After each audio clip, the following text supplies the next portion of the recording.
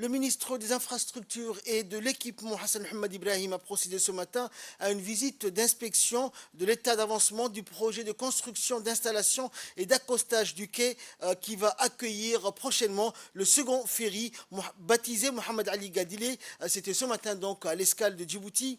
À son arrivée, le ministre a été accueilli par le directeur des affaires maritimes, Ali Mirah Cheikh Daoud, ainsi que par les proches collaborateurs de ce projet.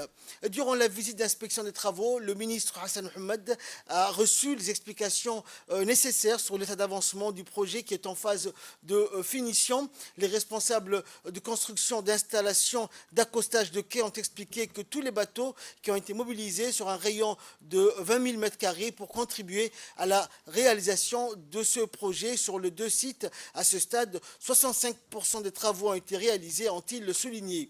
L'acquisition de ce ferry se souscrit à la feuille de route du président de la République en matière de renforcement des capacités de cabotage domestique pour mieux désenclaver les régions du nord du pays.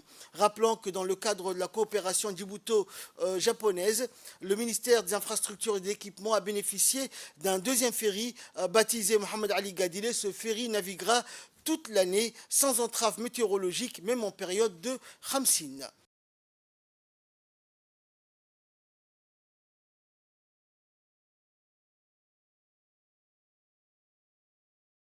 Aujourd'hui, on est sur ce site pour voir l'état d'avancement de travaux qui sont réalisés sur le site de l'Escale pour le quai d'accostage, pour le nouveau et deuxième ferry dénommé Mohamed Ali Gadile. De prime abord, j'ai saisi l'occasion qui m'est donnée pour exprimer toute ma gratitude à l'endroit du gouvernement nippon qui a toujours soutenu économiquement notre pays. Et comme nous le savons tous, le ministère des Infrastructures, mon département, le premier et grand bénéficiaire de la coopération djibouto-japonaise. Dans le cadre de cette coopération bilatérale privilégiée avec l'Empire du Japon, le ministère des Infrastructures a bénéficié d'un deuxième ferry pouvant naviguer toute l'année sans entrave météorologique. On l'entend par là, c'est-à-dire même pendant la période de Khamsin.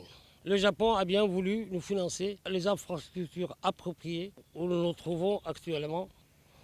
Les travaux avancent de façon régulière.